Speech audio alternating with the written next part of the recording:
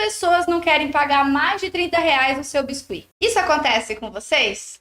Às vezes você fala o seu preço, o seu cliente fica ali, para quem já tá fazendo biscuit, né? Fica chorando desconto, aí não quer pagar mais de R$ 30 no seu trabalho. Isso acontece com você? Para quem já tá modelando aí, conta para mim. Quando você entender quais são os pontos de transformação, os principais pontos, você já vai começar com o pé direito e aí você não vai ter esse tipo de transtorno. Às vezes, gente, vocês cometem esses erros, vamos dizer, né? Vocês estão fazendo essas coisas inconscientemente, né, amor? Às vezes você não percebe que tá fazendo e por isso é tão importante alguém te orientar, te dar um direcionamento. O primeiro ponto que pode estar acontecendo entre esses 3 pontos mais importantes é o seguinte: o seu trabalho não desperta o desejo. Como assim, Carol? Sabe aquele trabalho que você... Vou falar de trabalho artístico, vou dar alguns exemplos para vocês. Sabe aquele trabalho artístico que você olha e você sente vontade de ter aquilo, você sente o desejo de ter aquilo? Quase que uma necessidade de ter aquele trabalho artístico na sua casa. Isso é despertar o desejo. Por exemplo, você tem um perfume de grife, que você sabe que é um perfume caro, vamos dizer assim, mas que é um perfume muito bom e você deseja ter aquele perfume.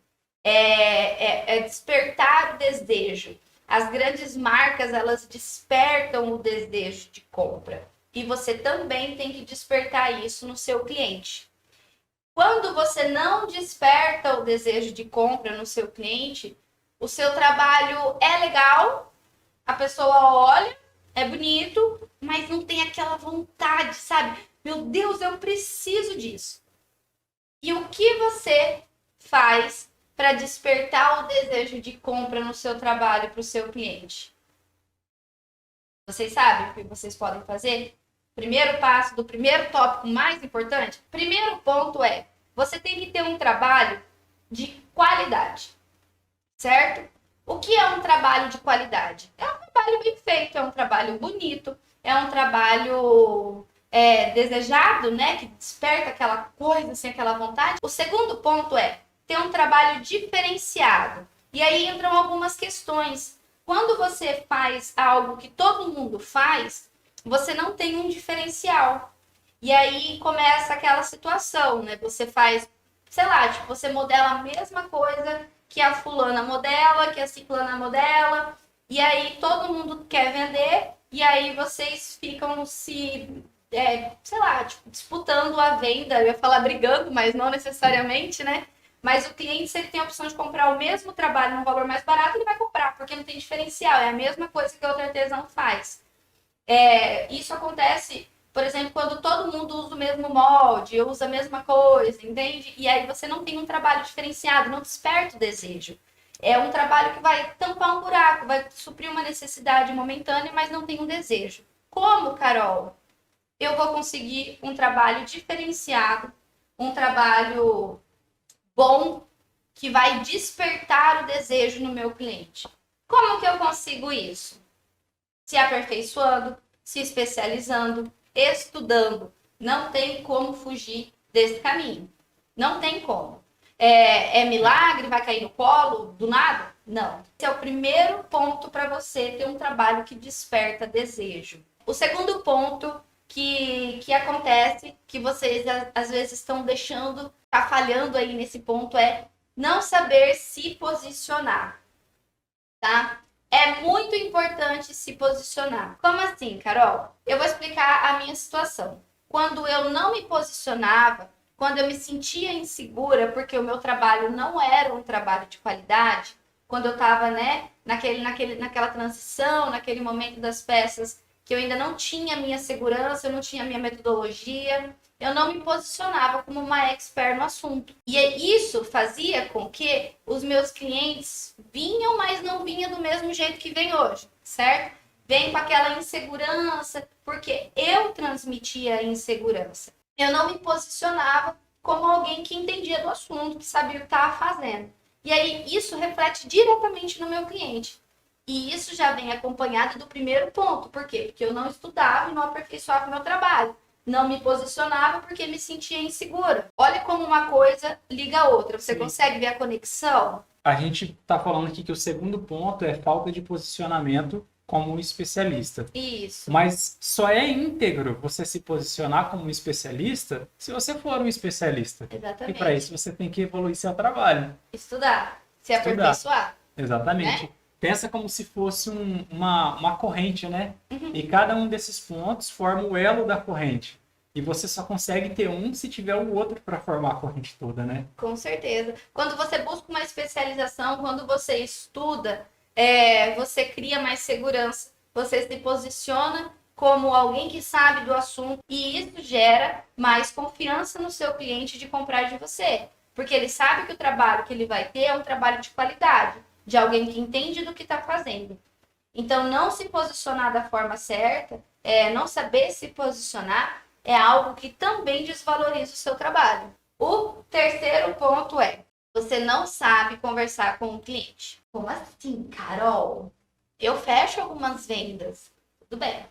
Mas existe algo nessa conversa que eu acredito que a maioria faça. Eu vou falar sobre esse diálogo que está acontecendo entre você e o seu cliente. O seu cliente chega para você e fala assim: fulano, eu quero fazer um topo de bolo de casamento com a fisionomia dos noivos e tal, com a roupa parecida, e quero fazer isso, aquilo ali no topo, tá? Passou toda a ideia dele para você. E aí você, já primeiro momento, quando você abre o WhatsApp, ou o Instagram, ou o Facebook, e vê aquela mensagem, já fica assim, putz, grilo, e agora? Ele tá pedindo humanizado para mim, um personalizado, e agora? Aí você pensa, a insegurança tá batendo, porque você não se especializou, tá insegura, tá inseguro. E aí você fala para o seu cliente assim, tá, eu vou fazer para você, mas não vai ficar muito parecido, porque eu ainda não sei fazer humanizado e eu tô começando, eu tô estudando, tá? Então, assim, talvez não fique muito parecido, tudo bem?